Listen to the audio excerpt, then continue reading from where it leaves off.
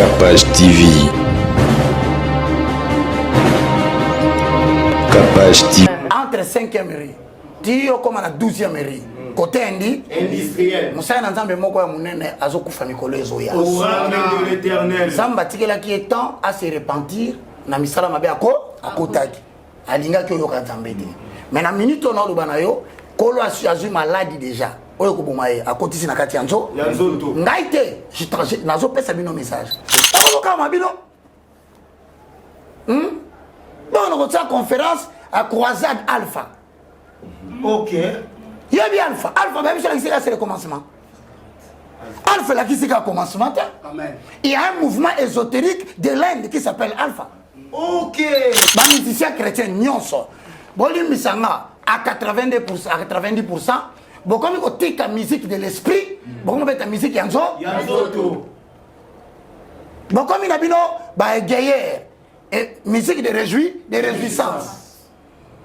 Danger dans les années. C'est que moi, je suis esprit en contact avec Nzambe. Exact. Et comme vous savez, tala bato wa sala chorégraphie na ba groupe de musiciens chrétiens ba saka bato boko. Na ici no vérité. Bon c'est l'observation. Bon mona bato bazobina wana, ce sont les mêmes garçons de l'INA. Qui n'ont rien à voir avec la divinité. Et ils sont en train de mettre au service de la... Il y a un groupe chorégraphie là-bas. Et tu verras que dans leur chorégraphie, il ne manque pas de faire étranger. Ok. Oui, ça va passer, Batika Massa. Masanga. Botika Rotia Masanga, Nakata Mbidika. Et ça dit Minyangu Nguya. Tika Rotia Masanga, Nakatia Tas. Mawana Moni nga, na Luputa. Le baluputa. Luputa. La tasse. Non. On m'a dit chasser à noir. Akamati kopo yo. Kopo ya ba mayo to melaka. Oyo. Akoti siamo na kati. Atio loto. Lotoko. Yo galise sa mai. Or mutu na Nzambe azomela loto. Lotoko. Et dimina la puissance. Quand je l'engage à recevoir, ngana pesa kate na za recevoir. Comme ça ngaya. Kutu mikolo na tiki ko attaquer. Na bandaki. Somo. Mais ero na zobata ma quelque part.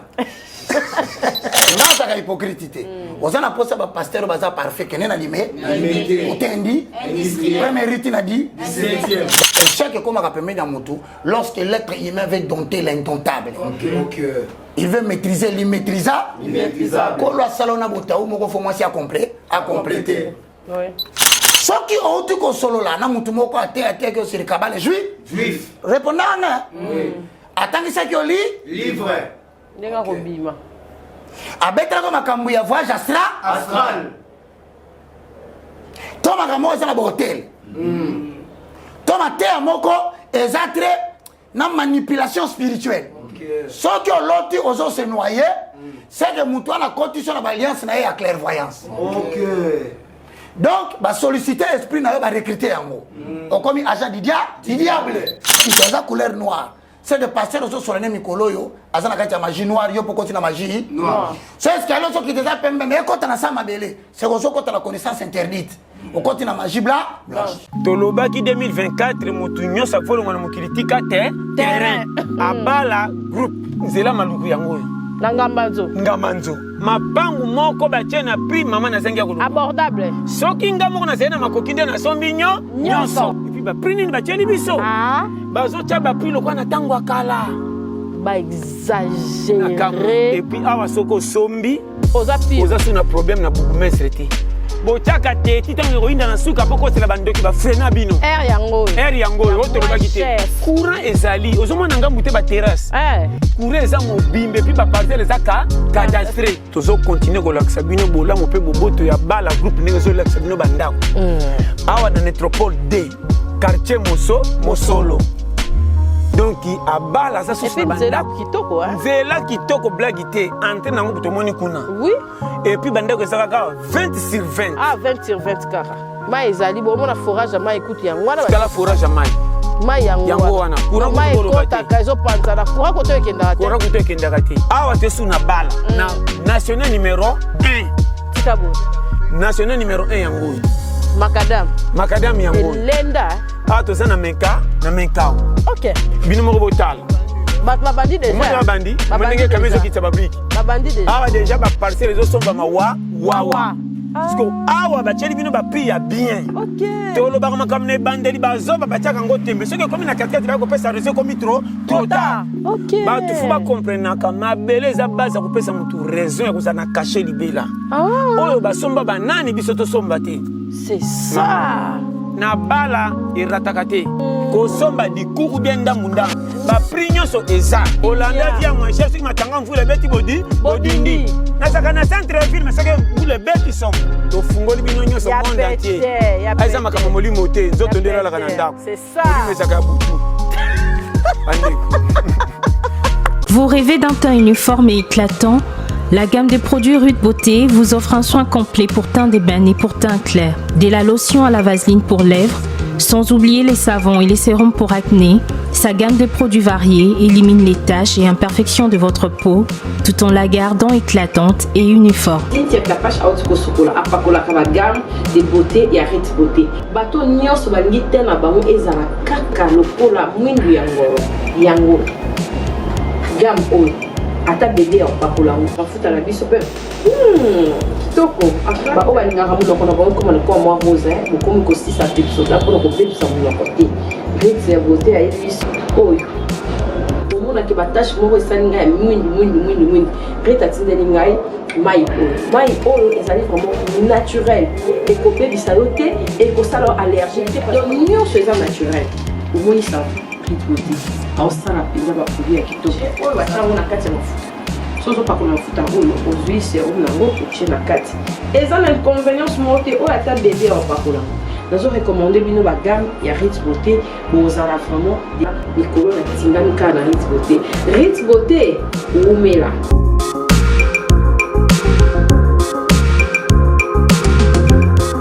Utilisez-les dans vos soins quotidiens pour un résultat sans précédent. Fier de ma peau, fier de Rude Beauté.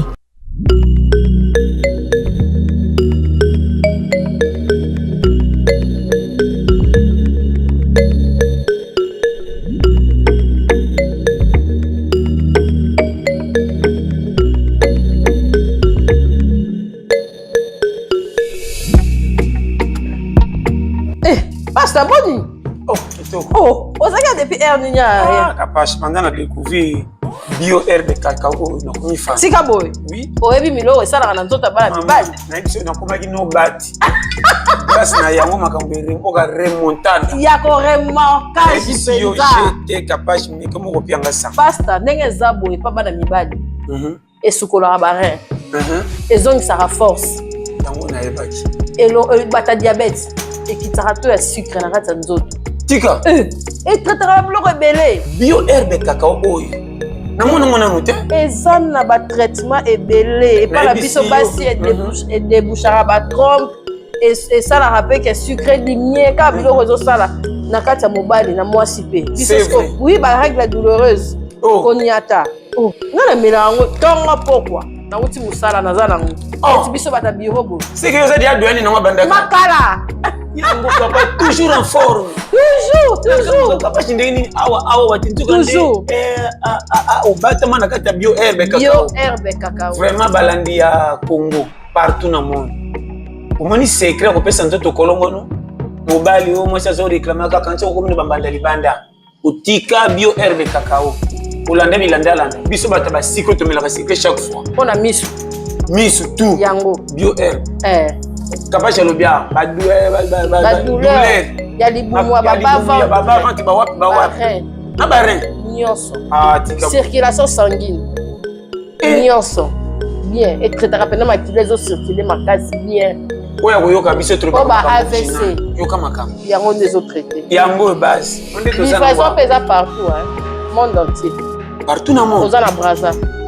Ba numéro to okoma. Aux en Irlande, aux en États-Unis, aux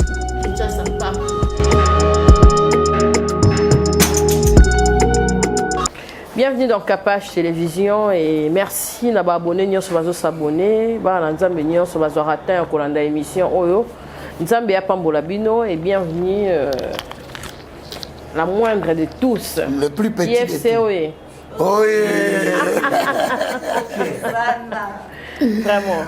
Nzambe akumisama. Amen. Nzambe kubenish. Amen. Voilà. Bateau aussi une propagande.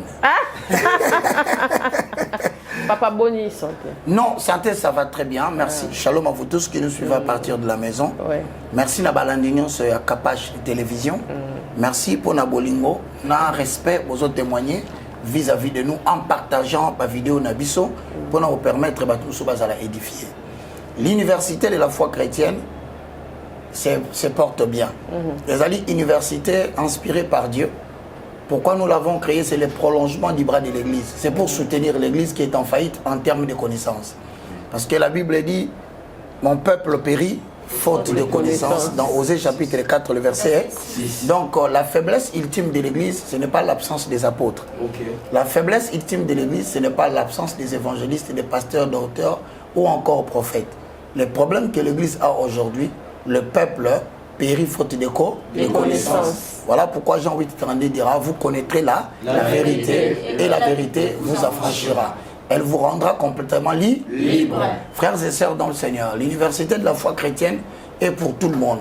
Quand vous avez reçu une vision, soit un appel spirituel en termes de Éphésiens chapitre 4, le verset 11 à 12, je paraphrase. Il a fait aux uns comme apôtres. Il faut parler à haute voix, maman. Il a fait aux uns comme apôtres, Yes. les autres comme Prophètes. prophètes, Oui. les autres comme évangélistes, les autres comme pasteurs, comme docteurs, pour le perfectionnement des saints. C'est le kata. Du catechisme. Ça veut dire quoi? Les gens qui sont dans l'appel majoritairement connus ou le ministère de la parole, leur mandat, c'est de pouvoir recevoir le peuple de Dieu, découvrir quel est le don. L'amener à la maturation, ensuite prendre ce don, le mettre au service de l'église. Donc c'est-à-dire que mon ministère, il y a Ephésiens 4, 11 à 12, son rôle c'est de détecter d'abord quel est le don que tu as, t'encadrer par la parole et te mettre au service soit de l'église ou au service de la nation. Mais tout ça, c'est un ministère de la puissance. 1 Corinthiens chapitre 12, le verset 28 au verset 29. Ce sont des gens qui n'ont pas l'art de parler. Ils n'ont pas l'art oratoire. Maintenant, on appelle ça puissance moko pour mettre fin aux contestations. C'est-à-dire, comme on a dit, parce qu'à peut-être qu'il n'a pas eu le privilège, il n'a pas eu la chance au bâtiment sur Bazouaka pour n'a pas la classe. Maintenant, on a doté d'une puissance qu'on appelle le dunamis. Dunamis, soit rôle dans les années, c'est de confirmer la parole qui est prêchée. Autrement dit, c'est de mettre fin aux contestations. Nous avons Moïse et Binogolobate. Moi, loba, exact. Na katikati na bato, azana valeur, a tout ninkolo. Ngai, na ibi kolobate. Ezali kamwale lote. Et bandi utaka, kala. Kola ibisi, mais qui a créé la bouche? Alors, c'est l'Éternel. Qui a créé la langue? C'est l'Éternel. Abi voilà na tindi mutumongo liboso na yo, comme on a Aaron. Aarona, aza muto azana ministère ya pas. Ya parole. Mais Moïse azana ministère ya puis. Ya puissance. Tant bando discuter, oh il nzamba tindi ote. Muto azana ministère ya puissance. C'est-à-dire, vous commentez des vidéos, vous continuez on a YouTube, la même heure, 14h, vendredi. Domaine il y a puissance et coopérer. Amen. Ça va marquer la différence. Et nous avons ça que on peut-être nous on a sekaka, nous on a capable de faire la aventure à seka, na tia na kati na ye puis puissance. Amen. Pour commettre fin aux contestations. Alors à la fin, tout ça, on a talent mécanique. Exode chapitre 35, le verset 30 au verset 35. Nous avons connu Betsalel. Alors j'ai choisi Betsalel, fils de Uri. Je le remplis d'un esprit de sagesse et d'intelligence afin qu'il puisse accomplir toutes sortes d'œuvres. C'est-à-dire, caméraman avant de nasimanabisoa, comme on a eu Joe. Aza talameka, mayelo aza nangoana et outil na mokilité. Saint-Esprit kaka mutape saka talameka, mécanique. Bato batanda kababan, na ba kiti na kata ecclesia, baza bato pambati. Muto aza komi na soin ya toilette. Bon, on a pambate poison sur la toilette. Ça dit que muto asala ka kiti po abeta basete, yé pas na talent mécanique. Mais talent mécanique wana, ne vous y trompez pas. Jacques chapitre 1, le verset 16 à 17, tout don pas parfait. Et toute grâce excellente descend de l'éternel d'en haut, des lumières, en qui il n'y a ni changement, ni ombre de variation. C'est quoi, pasteur, capacité nous faisons à la bongo. Nenzamba pesa aux autres, la église. Ah, on a moni de Kabonaïsa, aux yeux orientés. IFC, c'est quoi, Moussala Salaka, l'église, à côté qui distraction. L'église à côté n'a dit distraction. Il y a ma casse. Prophète, professeur. Bah côté na makambuya clairvoyance. Na somo na serre moko comme on M. Après na moni A. Après na moni M. Nda moni mosanda za na moni I. Na moni pena E. Et puis sima. Wana za clairvoyance. Et ça prophétie, wana za ange de Samaël. En la puissance, il y a doté l'être humain d'une certaine capacité de prophétiser avec précision. À quoi il on a caleçon couleur naya nambongo ça na katia poche. Bon ça la confusion. Le ministère prophétique est différent de la clairvoyance. Je veux bien. Bon la narabi so mingi po biso to lingi peuple akola la connaissance. Amen. Tozali sur avenue Congolo numéro 5. Et ça na Kitambo Babylone. Hein? So uti Kitambo organiser bandal. Au Kitika Manakamba, Babylone. Avenue Congo le numéro 5. Nous avons chaque mercredi, na samedi, tu vas à 7h30, tu vas à 10h. Ce qu'on est au Lobabo, il y a cours au Pesa Awa. N'a commis 8 livres. Les 8 livres sont disponibles pour l'édification des chrétiens. Amen. Mais si on a kata IFC, tu as les 4 fondements. Parce que ce qu'on a mis sous cela ne suffit pas. Amen. Il faudrait maintenant que tu augmentes dans la connaissance. Il y a un total qui sera les 4 socles. Premier socle. La découverte de ce que l'on est par rapport à Dieu. Qui est l'homme par rapport à Dieu? Je suis un esprit. Et il y a une âme qui habite dans ce corps.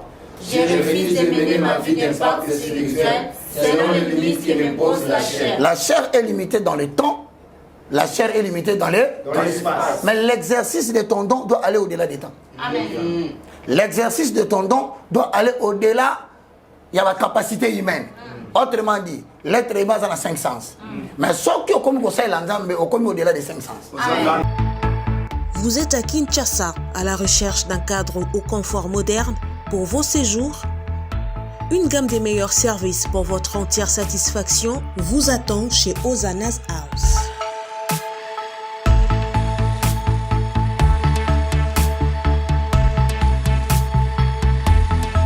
Son salon VIP vous offre un espace de travail, de détente et de restauration relaxant, climatisé.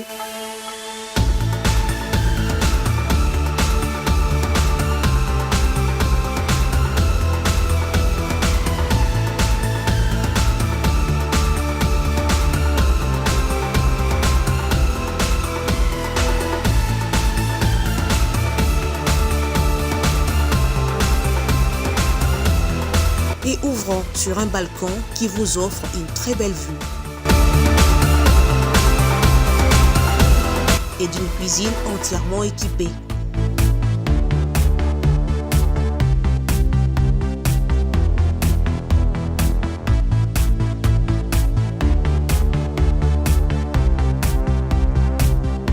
Sublimez votre séjour chez Hosanna's House. Avec nos chambres confortables, lumineuses, élégantes, donnant accès à une salle de bain bien équipée, contactez-nous au +243 99 24 46 090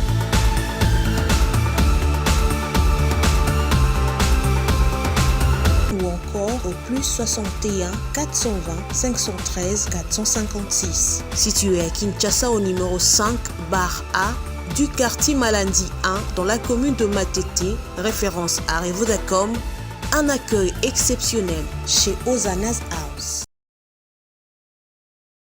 Bienvenue à l'École supérieure des métiers d'informatique et des commerces ESMICOM en sigle. Cet établissement offre une formation complète et soutenue à ses étudiants à tous les niveaux diplômés d'État. Voici les systèmes LMD à l'ESMICOM. Inscrivez-vous et commencez votre année académique en licence. Tenez pour la section informatique.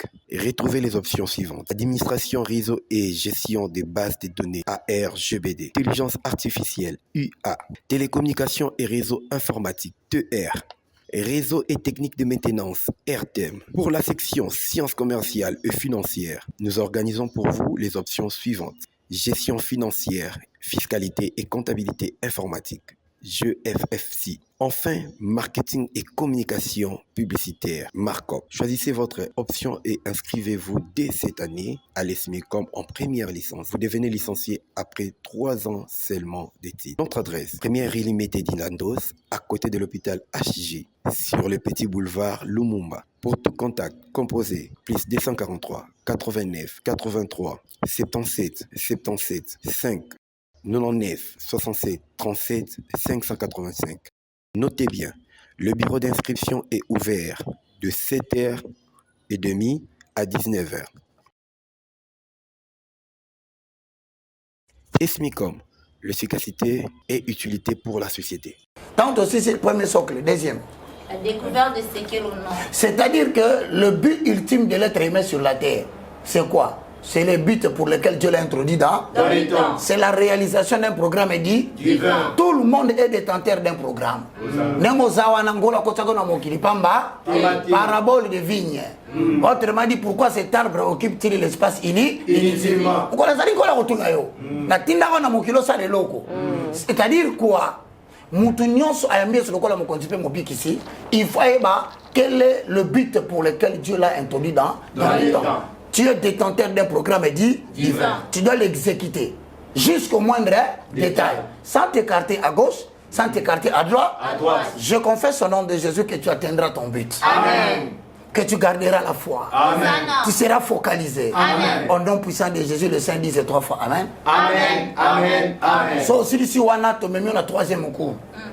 La pensée élevée à l'auteur de Jésus-Christ. C'est-à-dire quoi? Avec les dons que tu as, pour l'exercer, tu as besoin de la collaboration avec le Saint-Esprit. Voilà pourquoi la Bible dit, sans moi, vous ne pouvez rien faire. Autrement dit, tu peux avoir la capacité de prêcher. Tu peux avoir le ministère de dynamisme ou de puissance. Tu peux avoir un talent mécanique. Maintenant, il faut que tu collabores avec le Saint-Esprit parce que c'est lui le matérialisateur du plan divin. Il y a un Bible lobby, sans moi, vous ne pouvez rien. Saint-Esprit, il faut collaborer dans l'esprit. Pour amener mon au-delà des capacités humaines. Quatrième, c'est la maîtrise du facteur temps ou la loi de la planification. Ça veut dire en d'autres termes que nous ne sommes pas éternels sur la terre. Zambé Nalikolo a saraki projet moko mama kapache. Habito créer Mukili. N'est-ce pas? Oui. À ceux qui sont tentés, il s'est donné combien de jours? 7 jours. Donc, le temps n'est pas ton ami. Le plus grand ennemi de la vie, c'est le temps. Parce qu'on ne peut pas stocker le temps. Le temps est soit perdu ou soit gagné. Si mais le 7e jour, je vais me reposer. Mets-toi en tête, maman Kapage. Attends, nous allons aller là.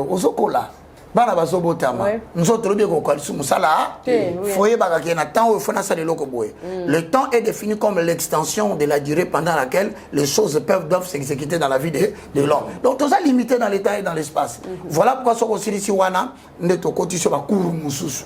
Alors, tu crées académie, tu as IFC académie. Et ça pour la bateau au basa di banda ya mboka ba comment zwakaka numéro na biso ya téléphone to pesa na suka. Aujourd'hui, je vais appartenir à l'académie. Parce que l'académie, tant que banda cours et on sera en ligne. Alors, tant que tu as numéro, on a publié liste kaka awa. Mon tout tel. Je salue Gadji, mon frère serviteur de Dieu. Azana Katia Mboko Abengi, Côte d'Ivoire. Et c'est Sika Kani Salamaki. Dans 3 semaines, 1 mois, je serai là-bas pour 1 semaine. Mais il y en a qui ont implanté l'université de la foi chrétienne. Si vous me voyez là-bas, vous le saurez parce que dans le Ghana Béni Télévision. Alors, je demande à tous ceux qui ont déjà écrit que va appartenir à IFC Académie. Que tous appellent un groupe d'intercession, il y a jeudi, de 16h30 à 17h30. C'est quoi le numéro? C'est pas pour l'épouser. Il ne faut pas lui raconter des histoires pareilles. C'est pas pour lui envoyer de l'argent, non. Ok. Nakati dossier. Kati Pesa. Elle va vous donner le numéro de téléphone pour que le jeudi, dès que vous voyez l'appel en groupe, c'est que nous sommes dans l'intercession. Je te l'accorde. Numéro Zanin. C'est plus 243. Oui. 82 25 58 223. Tu peux répéter? Oui. Plus plus 243 82 25 58 223. Quand tu l'écris, maintenant elle va t'introduire dans le groupe de prière. Quand nous démarrons la prière, parce que vous devez savoir une chose, que la prière chasse l'impudicité. La fréquence de la prière chasse les désirs de la chair. Plus tu soutiens la prière sous l'inspiration du Saint-Esprit, moins il en reste là. Nous autres, qui te croit. Ce que l'amour qui croit, même le diable qui a Jésus, on a la moutonne, c'est la maka. Nous autres, on a un de là. L'amour qui on a limité. Bon marché. Barumbo. Comment ça, tu as mis côté Dieu ça se tranquille. J'ai vu ça là bateau. Nyangwe. Bon, ça va. De toutes les façons, aussi mes formations à vous la parole, papa. L'invention de valeurs spirituelles. Inversion de valeurs spirituelles. Non, pardon. Ça m'a posé le loyo kabiso bien. La religion est entrée au Congo avec inversion des valeurs. Autrement dit, beaucoup, vous n'avez pas constaté, n'habitez sur pour ça l'observation. Je vais essayer d'être bilingue. Vous n'avez pas constaté qu'au Congo, les gens prient beaucoup, mais le pays ne change pas. Vous ne remarquez pas qu'il y a multiplication des églises, mais la condition sociale ne change pas. Or, dans la parabole d'Ézéchiel, l'eau doit commencer par les talons, ça monte aux genoux, ça contrôle la hanche jusqu'aux ailes. C'est-à-dire que l'évangile doit avoir les effets de changement. Vous ne pouvez pas avoir une religion dans un pays, mais les problèmes ne font que s'empirer. Il y a un problème. Maintenant, les gens qui disent ça, ils disent, mais comment les gens prient beaucoup au Congo? Mais il n'y a pas de changement. D'ailleurs, leur pays à l'Est est en train de partir. Plusieurs personnes se posent cette question. Je veux que tu m'écoutes très bien. Le problème, c'est que lorsque tu développes la vie de prière, ou lorsque tu restaures les valeurs spirituelles, les valeurs, c'est l'organisation de comment fonctionne le monde de l'esprit. Ce qui nous ont apporté la religion, nous ont apporté une religion de christianisme sans valeur. Ou bien avec des valeurs inversées. Maintenant, il faut les restaurer. Pour que, n'avez-vous pas eu l'impression que vous priez beaucoup, mais vous n'obtenez pas ce que vous demandez? Je ne sais pas si je mens. Tu partager ma point de vue. N'avez-vous pas pris qu'à un moment donné, vous demandez des choses à Dieu, mais ose en monter. Et comme il est du christianisme, comme il est au coup. Voilà, c'est ça le problème, inversion des valeurs. Bon, maintenant, pour que tu comprennes, c'est-à-dire que la religion est définie comme l'ensemble des rapports qui existent entre l'être humain et Dieu. Donc, ma cambouignon sort, babengango spiritualité. Quoi est-ce que ça kanzambe na moto? Ne wana religion. Si quoi religion wana ezana ba valeur. Ba valeur ngezanini. Faut batangisa yo ndenge nini fonctionnaka. Sinon te yo pour côté na christianisme na désordre. Okomi manade na désordre. Yango biso tozo profiter na mama Kapache au-delà de l'IFC, toi ya communiquer ko partager la bino. Maintenant en quoi consiste l'inversion des valeurs spirituelles? Mais en mama Kapache tu ne peux pas. Bon yo lobi que va pesa biso religion, va pesa biso mamolimo. Mais mamolimo va pesa biso mutuliko likolo. Mutu chose likolo c'est que ça normal.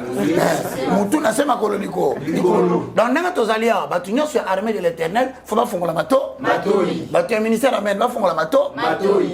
Ya mambonge, boni misanga nasaka kamu muntu batu nyonso ya AC ya Philadelphie université de la foi chrétienne ezaka l'église était eza ya ba église nyonso na pamboli ba maman na ba papa bile bakomobenga nga papa. Au début, tu vas comprendre. Mais maintenant, nous comprenons tes enseignements. C'est-à-dire que nous sommes allés à l'enseignement nous malams.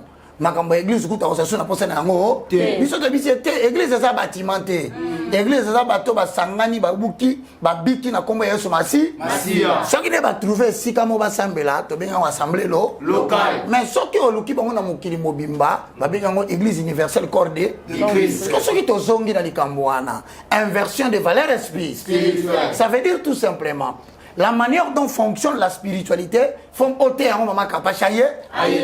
La Bible dit apprenons toujours. mais ne pouvant jamais parvenir à la connaissance de la vérité. Il y a une vérité dans le christianisme qu'on doit te dire pour te rendre libre. Amen. Parce que Christ, avant de battre pour Bazala, 15 ans dans 4 églises. Avant de battre pour Bazala, 10 ans dans 4 églises. Et d'ailleurs, si on t'a dit vous ne même pas 4 ans. Donc, c'est un cycle, il y a graduat. Donc, si c'est 3 ans, la papa a tinda kinga. C'est-à-dire qu'il y a une idée où tu dois quitter l'église. Tu dois devenir quelqu'un qui commence à gagner les âmes. Mais comment Bino, Yoka Kamutumo Kwana Bino, so y a 2 ans après, Bangoan. Vous changez 4 ans après, Bango. L'église à Kabongote. L'église, il faut abandonner dans Swaki Bango. Yo, où tu vas KDC.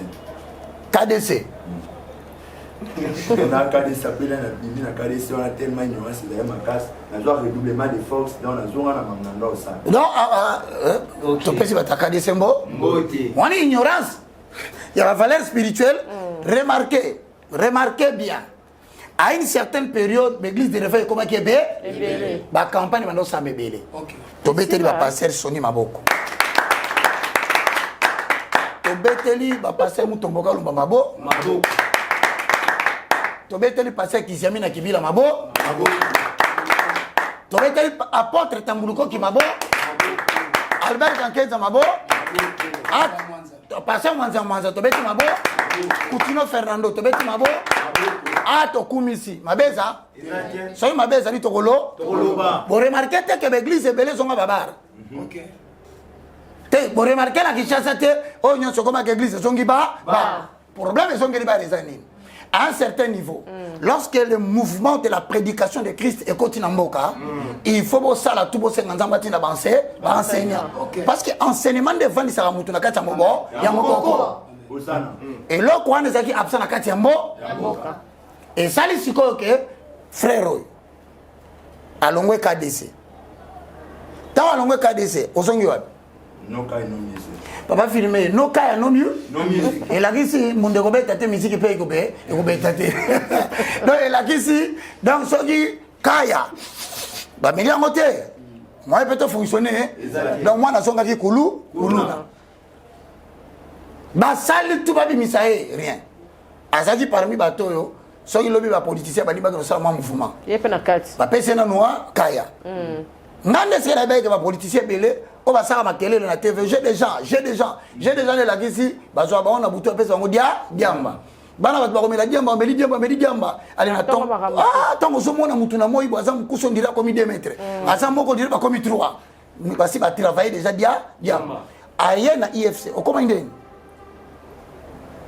na bandel bosu na TV na ndako kola na TV na ndako andola na banselma donc nzamba sunanga pina partir à TV na ndako na tika ki mamba badiamba tika mamba so ba loyenge na partir à TV na ndako na banselma mettre en pratique jusqu'à ce qu'il n'ait pas na depuis na IFC entre nous mais la sudiamba on me propose on bien mettez la pêche maboko ma vie faut que le bagage vérité na yo et ko permettre ba tout so ba la TV babi ce quand on continue na inversion des valeurs spirituelles kaka wana mama zaki na bisoté Ali Dakalema alias Taylor yo zaki wa musulman na moskeni mosquée chez na osali combien de temps kona le bango makasi hein ba 10 ans mais famille musulmane et puis na bakisi azaye moko te kuna to sapena Ali OK to za bango soki 3 c'est-à-dire avant na yo oya ndeni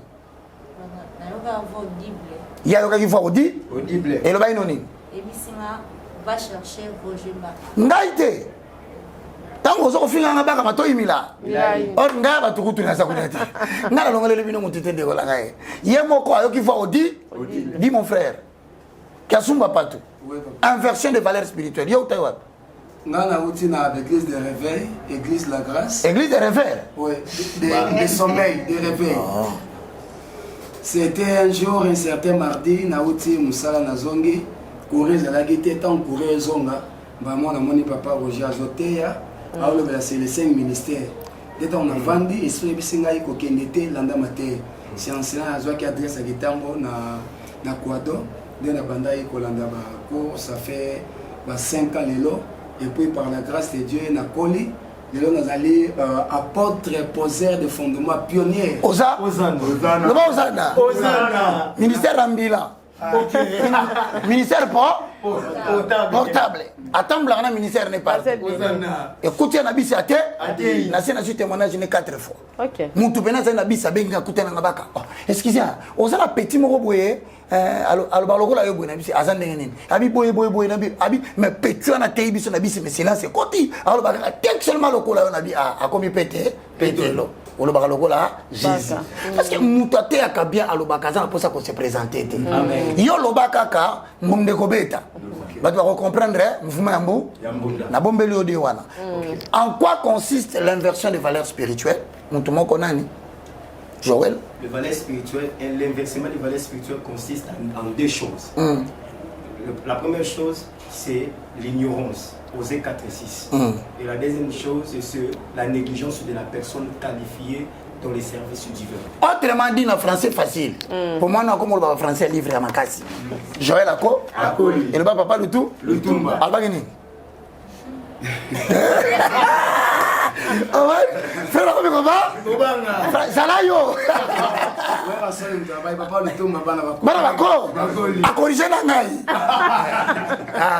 Honorable. Maman, à toi, il y a un billet sur le col à mon conduit mobile. Tu es devenu une nouvelle créature. Mais mémoire n'a pas effacé. C'est ça. On a ça l'hypocrisie. Batu na yo ebi maman Chalamoine. Oh, chala. Yo ebi maman Chalamoine ate. Ngai na vandi awa. Ato mati okiti. Na ebi ferego gola. Ebi pe Kisinjora. Ah, mon ami Kisinjora. Comment ça va? Voilà mutu na ngai ya. Pire ngai Kisinjora. Tosolaka, ngasa ka hypocrite. Ozana posa ba pasteur baza parfait kenena limé. Otendi. Premier rite na di 17e. D'ailleurs na bandi ko informer bino bolimbi sanga zangate. Entre 5e riz. Dio comme na 12e riz. Côté industriel. Moussa na nzambe moko ya munene azokufa mikolo ezoya. Au de l'Éternel. Zamba tikela qui est temps à se repentir na misala mabe akotaki. Alinga ki oyoka nzambe te. Mais na minute on a lo banayo kolo asu maladie déjà. Oyo kobomaye akotisi na kati yanzo. Ngaite, nazo pesa bino message. Tant on a kana vanda na TV na bino na papa moko na mama ba okufa na 17e. Et tombo ki sabato awa mais tant likambo komi mutamutazongi ndeko nanga mutamutazana likabu na ye. Oyo ngeza akomo na lobi 5e rite na 12e. Côté industriel, un grand homme de Dieu. Ce qui te sali attention te anéo. Qu'on l'a récupéré pourquoi Aïbisa qui est Bima na makamboko takiayo. Ainsi parle l'Éternel. Oracle de l'Éternel. Ezangaïté, Ezanza. Maintenant bien aimé dans le Seigneur. Français au Joël à l'obi awa. Et là qui c'est que ce qui religion est commis inversé dans Mokoyo. Et ça parce que premièrement, tout ça, ignorance. Ignorance, c'est là qu'ici, mon peuple périt faute de connaissance. Parce que tu as rejeté la connaissance. Moi aussi, Dieu, je te rejetterai. Tu seras dépouillé de mon sacerdoce. Qu'on a ça clair. J'oublierai toi et tes enfants au milieu de toi. Et là, qu'est-ce que c'est nini? C'est que yo na yo, maté, ya yo zo peso mayele, neto lo baboy.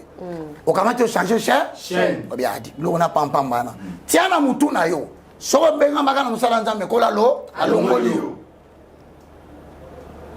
Quand quelqu'un détourne son oreille pour écouter la parole de la vérité, même sa prière devient une abomination aux oreilles de l'Éternel. Et le mot là qui sait que même Banano Barobé la aoyo kate. Mais alors qu'on y habité, qui est la personne qualifiée pour nous saler Anza? 1 Thessaloniciens chapitre 5, le verset 23. Et l'obini. Que le Dieu de paix vous sanctifie lui-même tout entier et que tout votre être, l'esprit, l'âme et le corps soient conservés irrépréhensibles lors de l'avènement de notre Seigneur Jésus-Christ. Qui a dit ces choses? 1 Thessaloniciens chapitre 5. Qui a promis qu'il a promis cette... C'est celui qui est fidèle et celui qui l'achèvera. C'est voilà pourquoi dans le verset 24, il est dit quoi? Cette bonne œuvre à moi. Il est fidèle et c'est celui qui l'achèvera. Donc l'être humain est composé de combien de personnes? De 3 hommes. Donc maman capable de faire un ngai na batbola na biso na TV.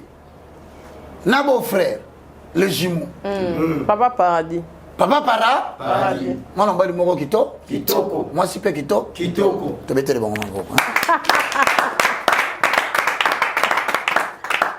Sikoyo photo tia na mutu. Na kati na moto. Ah. To bete la pe jona moi sine.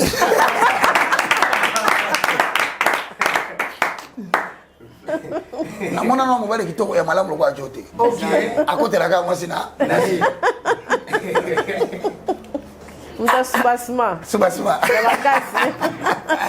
Sikoyo photo tia na mutu. L'être humain azana batumisa. Ça dit non telema kotambulaka inverser za nini? Batu na ko commença ça va. Yo pe ba réponse za kebele muso ça. Musoso musoso quand ndongo mona so mona so tango so pesa ba réponse wana o pesa réponse yana parce que na kati na otoza na homme esprit toza na homme na homme corps na bango misa to répondre biso par rapport yana nani corps. Or biso to informé yo nongo la mugaka na tongo o lobi na la muki o la muki misa OK. Celui qui sera fort, c'est celui qui va présider à la destinée de la journée. Amen. Okay. Hosanna. Nana tali stati na ngana tongo. Na osani. Nazo me maman bendi.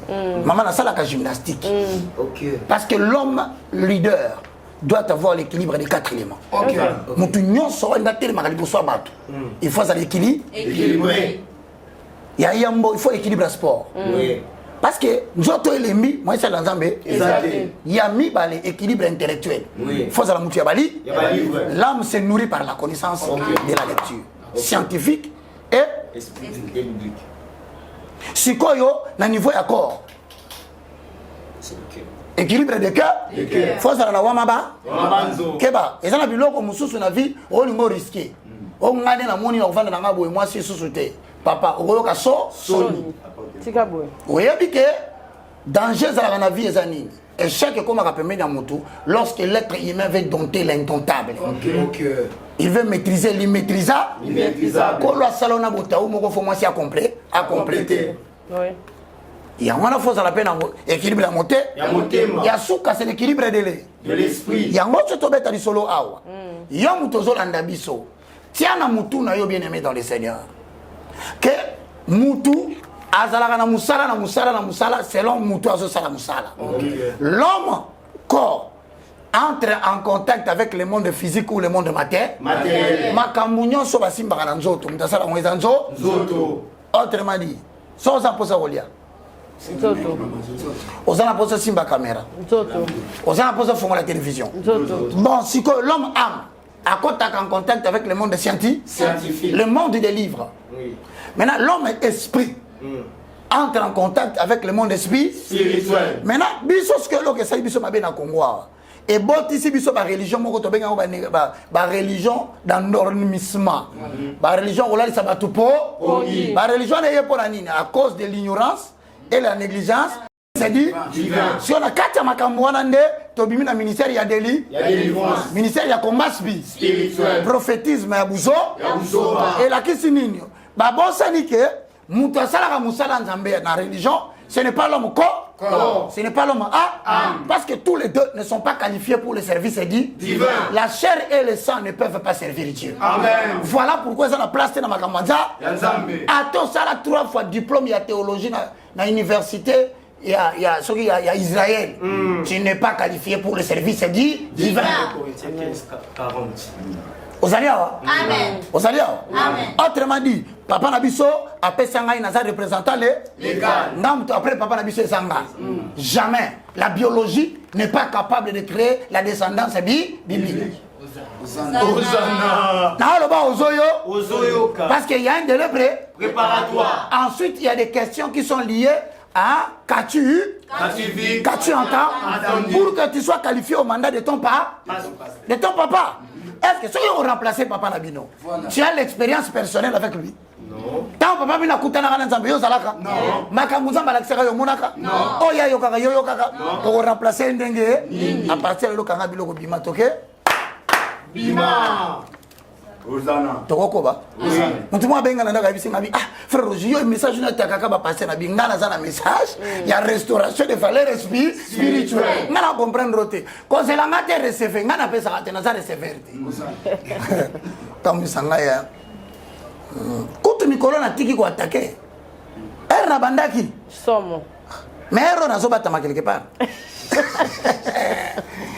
le homme bien tokokoba ceux qui ont une expérience à papa Nabino te moi remplacer ye deuxième chose pour remplacer papa Nabino pour moi c'est difficile à faire na kata leadership spirituel ministère prophétique dans le cadre néoté c'est-à-dire la spécificité du message. Papa bien a un message naïe. On t'embaye. Dieu dit. ABC. Moi on va le jour. Jonas. Kende nani. Tiens bango repas. Est-ce que Jonas n'a qu'un tarsiste? Est-ce que Matthieu au tarsiste c'est là? Et ça Matthieu au l'université là. Il y a encore là que place aux autres kende. Et ça Matthieu a tindi yote. OK. Matthieu a repentance et ça nani? Parce que ma belle na bango et matiti niveau nanga. Yo que nous reprenons Matthieu côté abatundeni. OK. Tu vas parler aux personnes qui sont sensationnelles. OK. Batame ça na robina. Mon paso. Bino nyonso, ba musicien chrétien nyonso. Boli misanga à 90%, à 90%. Bon comme il côté la musique de l'esprit, bon on met la musique yanzo. Yanzo. Bon comme il a bino ba guerrière et musique de réjouissance. Danger na ngozani. C'est que moi ba ta ba esprit ba ko en contact na Nzambe exact. Et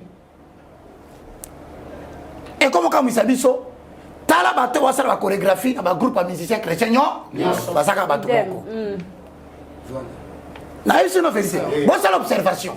Bon mona bato bazobina wana, ce sont les mêmes garçons de l'INA. Qui n'ont rien à voir avec la divinité. Et ils sont en train de mettre au service de la...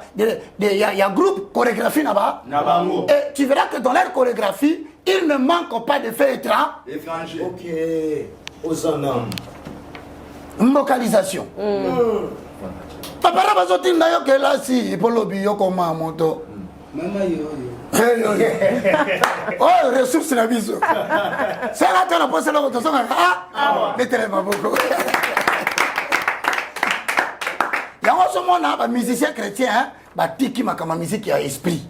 Bah côté la musique qui a réjoui. Il y a Mousouni, bah tu vas bina, bah tu vas sepela non, la musique si la louange si aux hommes hein. Doit. Somme 33 le verset 1. Il y a tout ça la conférence la IFC. Chaque samedi, tomber tel solo sur la musique. OK. En fait, nous voulons dire à tout le monde qui nous suit. Moussala en zoto, bakope sango amen. Moussala en âme, bakope sango esprit. Si quoi le quoi te répondre à la question na tout ce que mutuna. Qui est la personne en termes de rapports et de relations? On zambe à solaganae en tant que moine. C'est l'homme et c'est l'homme et ça n'est pas solaganae zoto te. Et ça, c'est la dimension mokotomataka. Ça dit que ce qui est spiritualité en termes de vie de prière, surtout Nabakisaka, qu'on prie mingi, c'est excellent. Mais qu'on banga Nzambe, c'est mieux. Amen. Parce que prière, c'est une sanctification. Et puis ça a un résultat tico. On va dire Saül, Azarouate. Nana taki roi Nzambete mais à Goliath a terminé son coca ça va comme kilo vérifier na kilo na ye OK masangeza na kati OK ouais ça va passer batika masanga botika kotia masanga na kati mbidika eso di minyangu nguya tika kotia masanga na kati ya tas mawana moni nga na luputa le baluputa. Luputa. La tasse. Non. On m'a dit chasser à noir. Akamati kopo yo. Kopo yaba mayo to melaka. Oyo. Akoti siamo na kati. Atio loto. Lotoko. Yo galise sa mai. Or mutu na Nzambe azomela loto. Lotoko. Et diminuer la puissance. Et aussi une capacité à relever des défis. Ça dit défier cause à la hawa mais aussi bon ça on l'a pas voir parce que à ce moment là déjà esprit à ce bise kokota biloko wana te osa suna nguya ko bunda et diminuer la capacité à silence et diminuer la foi qui est une ferme assurance des choses qu'on espère. Tu peux affronter les choses, mais tu sais la peur. Mais or, celui qui marche dans la sanctification, l'amour vrai de Dieu en lui bannit la crainte. La crainte. Encore quand maï comme na kichasa ti braza ala ti bouete. On va dire ça sotra. Dans comme on a ngam na suki na lata ki l'assurance de Dieu t'enlève la peur de la traversée. Amen. Amen. Bon Zambé est aussi soko banga opération. Bah tu vas sobanga c'est ba opérer au kufa. Mais au moins ni mutaza la silence. À côté. Abimi pe ayoki bah comment tourner na yo opération ana hérésie ça pas ne réussir neni. C'est la sanctification. La Bible dit rechercher la paix avec tous et la sanctification sans laquelle nul ne verra le Seigneur. Si ko biso tolo banu awa. Que bitumba ya esprit. Ba relation ya esprit. Zambé a solorana esprit amour. A solorana amete. L'esprit reçoit le message. C'est ça que tu peux faire cours de la réception des informations divines. Information ensemble qui t'a esprit. Esprit c'est quoi en harmonie. N'a pas si âme. Après si compréhension intellectuelle. Ya moi rabatu mususo qui m'a sangélé. Et qui le baka bien ozobanga masangele. Le mama sangélé qui. Masangélé qui. Et là on se commence à savoir ça comme ça masanga. OK. Yami baleza pité. Le ba ekobo. Ozobanga. Car tout homme est esclave du péché qui a triomphé de lui. Comment il passe une habitation sur la masomonté. C'est la masumelo et l'homme maye. Même ça les ça l'envouya loba. Les soumio mazebi c'est yo mo loba. Osalenga lumi. Yo lobi osalenga ni. OK. Leo ki mwana moko zote na mutu moko. Ah na sambusio. Na rema kamngo botangai. Na 15 ans. Bah bien, on va reporter plainte, bien reporter ma plainte, tu peux m'amener à Salanga à 11 ans. Et son que souci, le bilan amène bien. Amen. Donc, Koba. Impudicité. Adultère. Les yeux pleins de convoitise. Encore le temps d'autre, la mouguine d'autre bout. Parce que, amen. Azan la vie à sanctification. Au niveau de l'âme, on s'en va suivre. Maintenant, on n'a pas s'abinoter. Nous tous sommes acceptés nos mensonges. Nous on a tempo dans les akaboy. Tempo. OK. Babi on ngande ba métis mingi. Roger ba kalinga ba métis. Ba tu appelles? Ya pembe. Banantsuka. Banantsuka. Bana ba tu a 15 ans. Bana wana oyi ngani na luba makambo boya. Sonya zaina ba vieux ba luba kawana. Tebe ba luka ba fuya. Ngana zo bisa yote ngaba misala na émission. Calamité, mutakalisation baka. Annonce on est sur la tala va vue. Réobot, jusqu'à présent l'Éternel nous a secouru. Nous nous efforçons parce que toye bien le komoko. Et là au moins ça motu ya so comme ko encadrer ba mikolo, ba sali yo confiance yo pe foko. Okola. Na makasi nanga, nanguya moli. Pardon, topé ça nombo. Topé ça nombo mo santu ma isengo. Na eloko wana. Jésus. Les jeunes gens trébuchent dans leur adolescence. Mais ceux qui se confient à l'Éternel, ils renouvellent leur effort. Ils courent sans se faire. Si encore on a personne qui m'a dit là.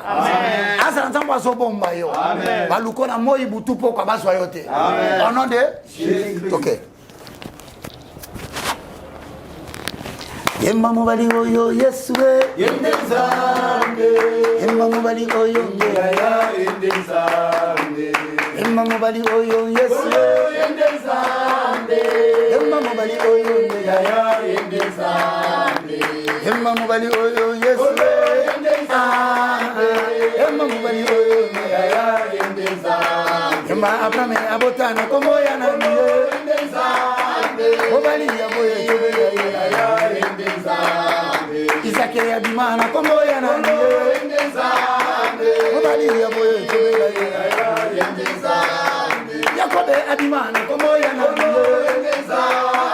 Mobali ya boye tobela ya Hallelujah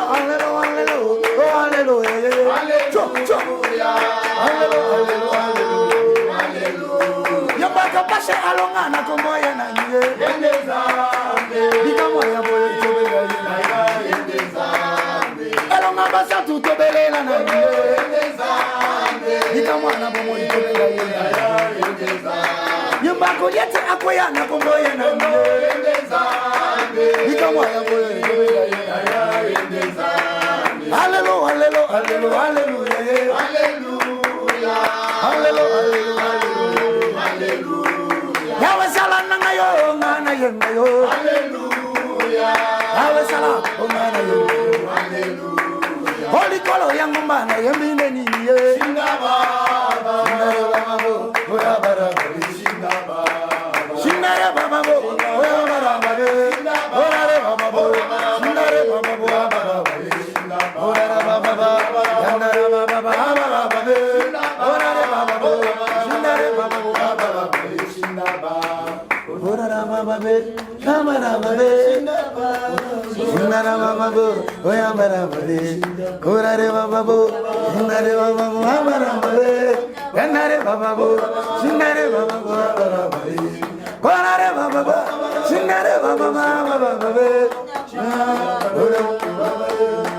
En effet, celui qui parle la langue ne parle pas aux hommes.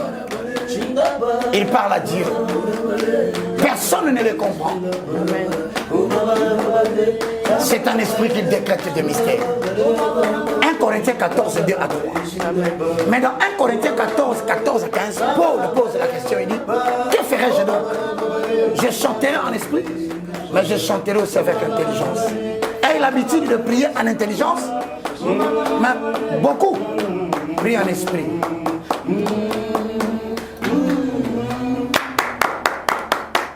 Inversion des valeurs, c'est-à-dire, par exemple, nous sommes makamanzo to tiango avantage. Or il faut que ça m'envoie esprit avant avantage. Job chapitre 32 le verset 8 au tanamutu namususu. En réalité, l'homme, c'est l'esprit. En réalité, hein? C'est l'esprit. C'est quoi? Qui est le souffle de Dieu Tout-Puissant qui donne de l'intelligence. C'est-à-dire, si l'homme est composé de 3 hommes, Tobandeli, homme et esprit, homme a âme, homme quoi? Corps. Na batona misatu, Job alobi, il y a solo. En vérité, je vous l'ai dit. Bien votre bolanda biso. Réalité à mouteza apparence au monate. Réalité à moutou, et ça revêtement au tezana moté. Job alobi en réalité en ezani. C'est l'esprit. Autrement dit, Sokin Kolo, Akoluka, quelle est la personne qualifiée pour le service divin? C'est l'homme esprit. Comme c'est l'homme esprit, Nebiso Tolobi Sikoyo, dans Jean chapitre 6, le verset 63, et le binini. C'est l'esprit qui vivifie, la chair ne sert à rien. Les paroles que je vous ai. Moutapé Sarabo Moïsanen. Non, c'est l'esprit. L'esprit qui vivifie. C'est l'esprit qui. Et on est en majuscule au minuscule. Majuscule. Et nous avons dit que la Bible est en Eyamou, Yamouké. Tu sais, Eyamouné. Avalobi, c'est le Eyamouné. Et là, qui s'appelle le paraclet. Le communicateur indispensable de la grâce. Celui qui a été prophétisé dans Jean 14 et 16. C'est le Saint-Esprit. Babiso, Nakati na Moutou, Moutapesa Kabomoy. Ezama bendete. Loba amen. Amen. Moutapesa Kabomoy. Ezama sangate. Amen. Moutapesa Kabomoy. Ezama médicamenté. Amen. Ezakisi. Ezama munganga. En réalité, en l'homme. Moutapesa Kabomoy, c'est le Saint-Esprit. Soki Ozangi Bobo. Amen. Ok. Maïel même, il y a aussi la moussala bien. Et où t'as pas grand et c'est le souffle du tout puissant. Qui donne quoi? L'intelligence. Autrement dit, quelle est la personne qualifiée pour nous faire le rapport avant la communication? C'est l'homme esprit. Et si vous comprenez, oui. Mais il y a aussi dans le monde physique, osa. Dans le monde physique, osa. Osa na banoko, osa. Quand on a dit je t'aime, ozali. Tu vois, tu es est-ce que le monde a esprit peut oser? Ok. Or, ma camboso vivre la misère qui frappe l'église aujourd'hui, la souffrance et la crise que les chrétiens sont en train de connaître aujourd'hui est liée à l'ignorance de la personne qualifiée pour le service divin. Zala dans présent, Zala peine à esprit présent. Qui est la personne qualifiée pour le service divin? C'est l'homme esprit. Maman la zone sur le malo. En communication spirituelle, comment Dieu parle aux hommes? sikoyo tu rêves. tozokende wana na makambo ya kosolola na nzambe ntango toyembi awa toyembeli na ye tobandaki na intelligence oyoki tokomi na balanga autrement dit na communication na nzambe la prière existe sur 2 dimensions. La prière en intelligence. Ça c'est pour l'enfant biologique. Oko prière na munoko tanga ya famille na bino. Oui. Yo lo ba munoni. Lingala français. Yo za français.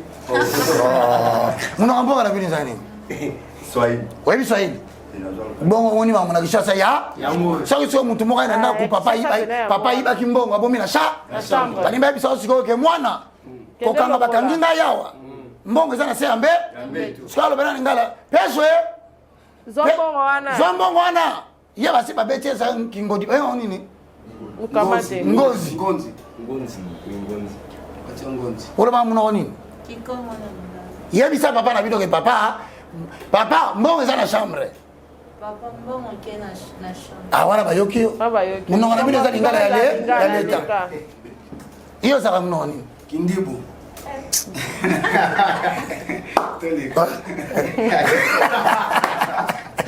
Ya oloba. Yes, Congo. Si on fait ça dans papa, dès to loba, biloko wana na chambre. Tala des fois. To la kisi bana franc, makasi mabe. To la kisi bana anglais. OK.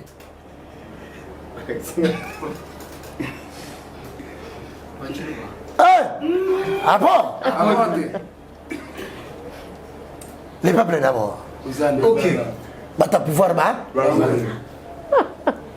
Yebisa bango na ndao. Ke biloko wana babombi yango na kata chambre. Bata pouvoir basana ta oloba. Oyokisa bango solité hein? OK. Beta. Nyata. To banga ta mo to ida mo chambre. Bete la kona maboko. Tu ne vas pas. Voilà, attends, qui bon. Eh, la hache aspirée. Tu ne vas pas go. Bete la facile to maboko.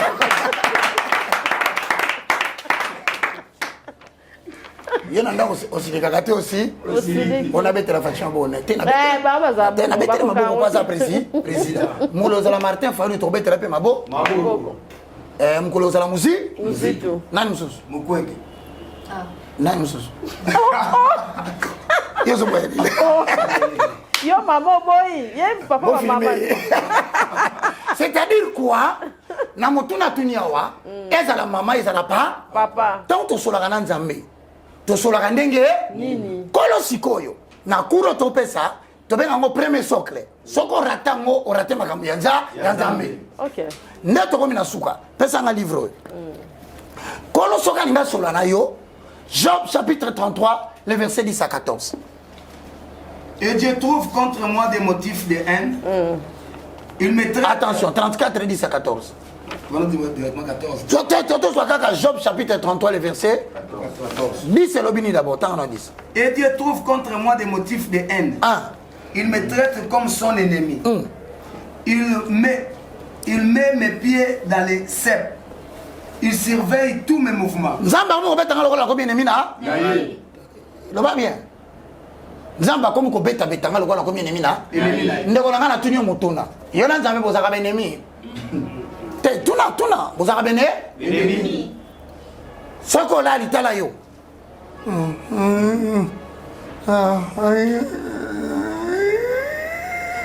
Jésus.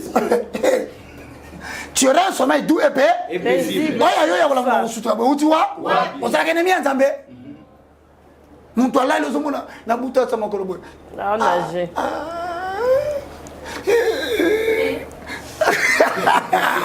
Ozona agi. Ozala problème nanza? Papa tanga to silisa ko to mina suka.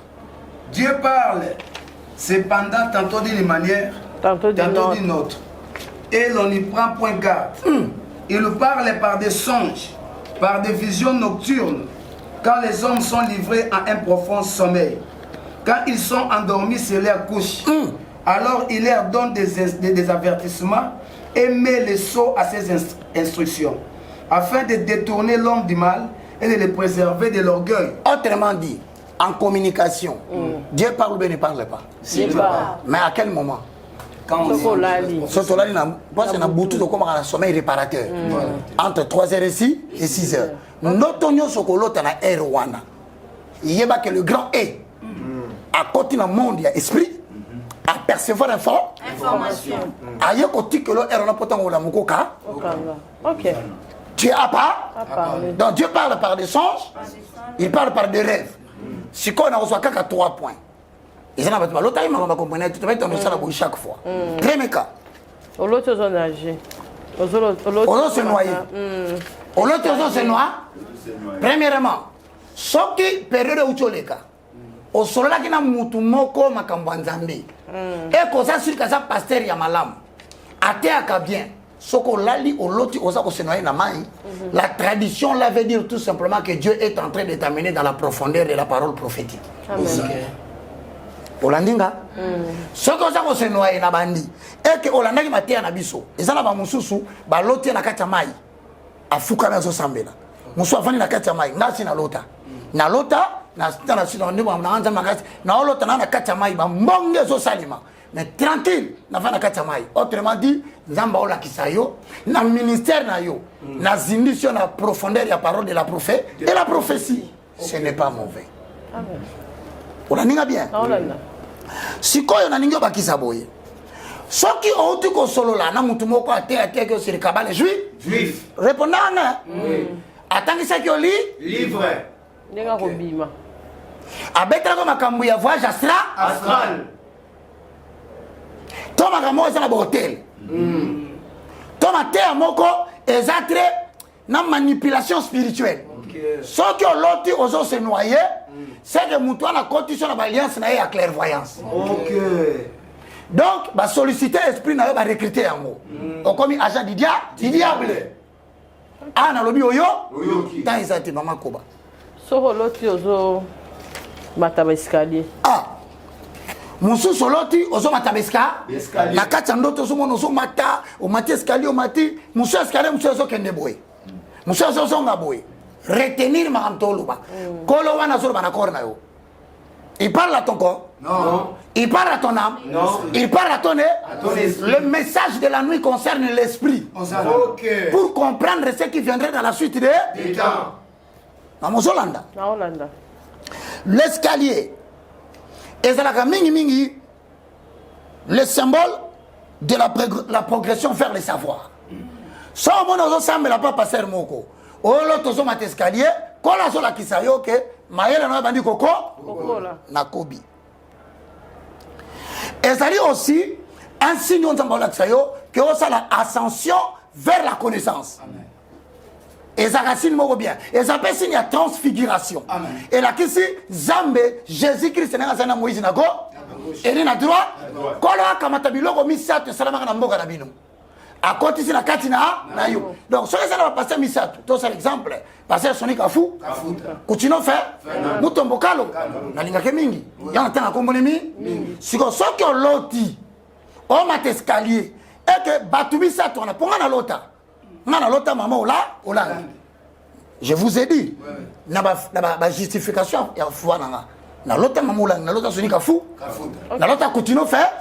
C'est-à-dire les abatu tambula nanga na butu. Autrement dit, dans un pays, un espace déterminé, qu'on appelle au ministère à 3 personnes. Okay. À l'addition mention, aussi mais plus on t'aura donné, plus Dieu va te réclamer. Okay. Donc, sur la Nibiso Malamou, comprendre que l'escalier est un signe, il y a progrès, il y a progression. Mais ceux qui quittent vers le bas, il y a des signes. Premier signe, vers le haut, c'est la connaissance de Dieu qui augmente.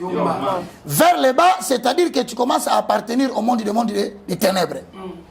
Ce qui est qui est la couleur noire, c'est de passer au sur le Mikoloyo, à la magie noire, il faut la magie noire. Ce qui est qui est la mais quand on a ça, c'est quand on a la connaissance interdite.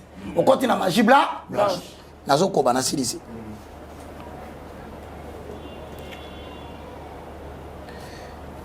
Dans le monde, il y a ésotérisme. Hein? Dans le monde, il y a monde subliminal. Faux monde. Monde, il y a kuna bazalaka na pesa exemple loba anuka loba anuka kobanga te loba anuka 21 jours c'est quoi ça vous allez intimider qui loba anuka au moins kombo anuka et là ici lumière voilà origine nango est hébraïque mais judaïque Bible lobby il n'est pas étonnant que les anges du diable se déguisent en anges de lumière. 1 Corinthiens 11-13. Dans 1 Corinthiens chapitre 11, au moins on a assez. Et cela n'est pas étonnant parce que le diable lui-même se déguise en ange de lumière. Or, Anouka est outil de lumière. Au comment on a pasteur belé na Kinshasa. Comme au sala la campagne, le séminaire n'a pas concept moko avec des mots juifs. Voilà. OK. Des mots hébraïques. Bien en français pour éviter. OK ça. Il y a déjà tant de signification nous côté. OK ça. Pour nous que la question lumière. Or Jésus-Christ c'est lui le prince de la lumière. On l'a dit manifestation à nous. Comment manifestation Jésus-Christ est le prince de la lumière. Mais pourquoi l'on dit Jésus prince de la lumière au Tianouka? Parce qu'un ésotérisme, un mot peut cacher quelque chose d'inédit. Voilà. Ça devient symbolique. Alors ceux qui n'ont pas Maïkari, on va mettre le soleil à l'île. Recevez la lumière n'est pas Jésus. Mo Anouka, ils ont tiré origine dans mon Lucifer, ange de lit. Na olobo ozokanga. Oyo kanga. Mais lobi rokende. Na bandeli. Anouka, ils ont tiré origine dans mon Lucifer. Lucifer, a priori, c'est celui qui présidait au réveil matinal. C'est pourquoi on l'appelle ange de lit. Maintenant, Batunion, sur ma connaissance, il y a Lucifer. Va éliminer. Autrement dit, le partisan de Anouka. Ceux qui pasteur Nabino, vraiment à ça sérieux. Na combo Anouka, l'obane bakalobi. Mabe moko satin, l'ongola kakanou. Comment Jésus-Christ se passe de lumière à une église. Bon, on a sauté. Parce que dans l'ésotérisme, la meilleure façon de clouer quelqu'un et faire de lui esclave nayo, c'est de le faire accepter un mot dont la signification est autre. Bon, on a une conférence à Croisade Alpha. Ok. Il y a bien Alpha. Alpha, même si c'est le commencement. Alpha, là, qui c'est le commencement. Amen. Il y a un mouvement ésotérique de l'Inde qui s'appelle Alpha. Ok. Tala, au moins, token de sous-bongoté. Ne touchez pas à mes oins. Ne faites pas du mal à mes prophètes. Non, la Bible dit, ne prenez pas part aux œuvres infructueuses des terres, mais dénoncez. Éphésiens chapitre 5, le verset 11 à 12. Je fais ce que la Bible m'autorise. Même si tu te fâches contre moi, mon roi, il est content. Amen. Toi aussi, il s'est Yasuka. Mutakala. Et Mulakata. Landa. Si la nudité du corps apparaît souvent dans le monde occident comme un signe de sensation ou d'amour, mais faites attention, en matière de spiritualité, lorsque nous prêchons la parole, quand tu vois ton papa, ton pasteur, toi-même, et la maison du couronne, c'est Moulakata. Et là, ici, que la personne vient de connaître la dégradation spirituelle. C'est la conséquence du péché. Dans la Ève. Kaka basumuka ki bakomi mulakata. So zolo tana butoza suna bilamba te nkolo la kisa ok o continue vie ya buzoba. Mais nudité mususu non seulement c'est la dégradation spirituelle et ça peut sollicitation à autre monde. Autrement dit, papa a commis utilisé comme agent à monde à terre. So comment on t'a passé no mulakata? Mulakata. Tout le baka mulakata.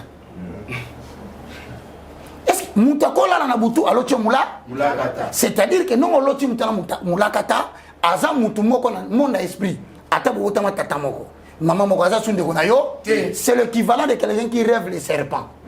C'est l'équivalent de quelqu'un qui rêve dans le songe mutu a se transformer comme nyoka. Et là qui c'est que mutu a côté ba démon na kata famille ça ba benge 5e ko colonne to silisi.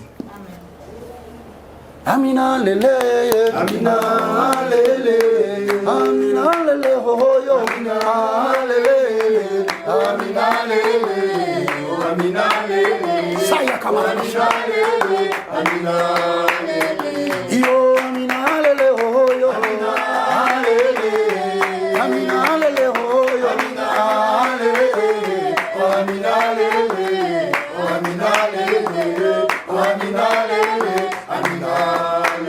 Anabelelio makasi abana hoyo.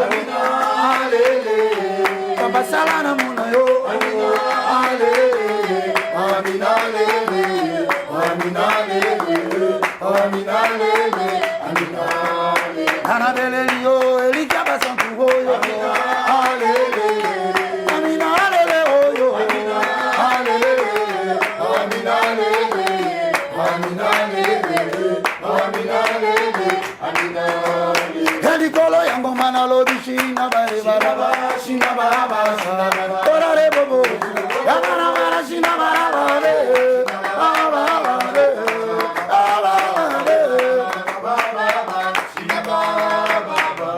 shina baraba baba shinde haleluya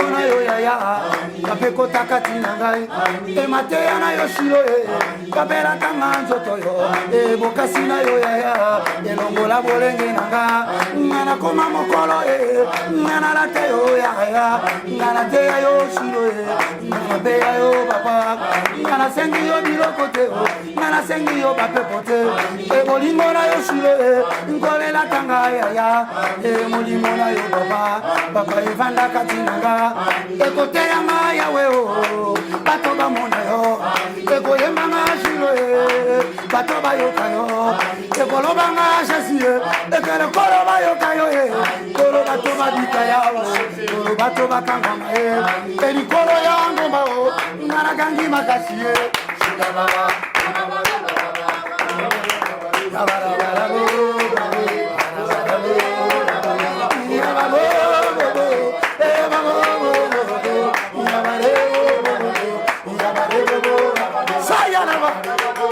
il est là. Habite-moi Jésus. Saya Kamarebo. Il était au centre de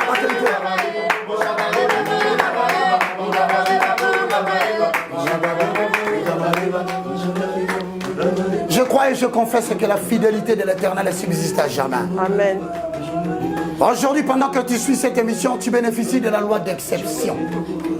Tout ce qui arrive aux gens ordinaires de votre famille,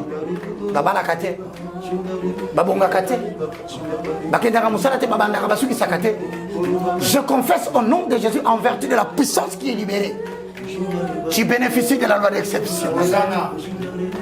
De la chevelure de ta tête jusqu'à la plante de tes pieds, en passant par le rein, je confesse que tout va bien. Tu ne mourras pas, tu vivras. Je prends les stylos célestes avec le sang de l'agneau. Je déchire l'acte d'attestation de ton décès. J'enlève cet accident cette année. J'enlève le combat cette année. Que ton chemin soit ouvert. La Bible dit que Christ est mort. il est ressuscité. Il est monté vers les hauteurs. Il a libéré les captifs. Il a fait des dons aux hommes. Tu vivras jusqu'à 120 ans. Tu ne perdras pas la vigueur de tes yeux. Tu ne perdras pas la vigueur de ton corps. Tu ne mourras pas de la mort de la main de l'homme.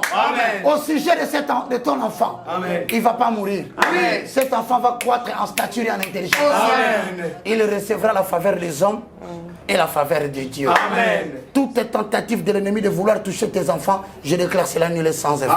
Et le Saint disait 3 fois Amen. Amen. Amen. Amen. On acclame pour lui. Alléluia. C'est simple. Une fois que nous avons diffusé le numéro à Maman Kapache, la chaîne de télévision et RB Télévision, nous avons la télévision numérique terrestre, nous avons la Blue Sat, nous avons la Blue OTT. Cash one kanga numéro. Mais biso a tu à côté à ti. Tous appels à temps ya koyamba mtu na téléphone, tala na lota ki boyo. Il a kisini na kota kape ba tu prière na orienté yo. Sala na effort année oyo, lukaka musai na nzambe mo. Tambula na naye. Makama ba combinaison koto Joyce Meyer, koto TDJX, koto Baka. Est-ce qu'il y a constipation ko uta? C'est concentré dans la montée même pendant 6 mois. Vous avez un problème au solo linaï. Orienté. Très important. Au moment que au commandant idée moko kaka peut au mesurer progrès na yo dans les temps. Numéro de téléphone est le plus 243 90 79 66 785. Et comment on a ces écrans? Tu auras toujours dans poste sur la matériel. Moi caméra, moi flash disque, toi tu as université na biso na mité, tu as opération pesa biso tol. Tu ndira biso kaka mbongo, eza na manigram, eza na western, eza na ria. Biso to kozwa kaka to songa ba tol poto to banda université mususu na. Bande ko na biso à Brazzaville, université na biso place Boza, ils ont reprendre. Mais il y a 5 personnes que j'ai retenues comme assistants. Tu retiens une invitation à Kinshasa afin que toute capacité sur le plan spirituel et sur le plan connaissance, Bozonga IFSA Brazzaville, moi le moindre de tous, autrement dit le plus petit de tous les serviteurs, les galets. Merci. Zambia Pamboli FC, à Pamboli Bao Bazolanda Bisso, Tokutani prochainement dans numéro SK. Bye. Bye. Kapage TV. Kapage TV.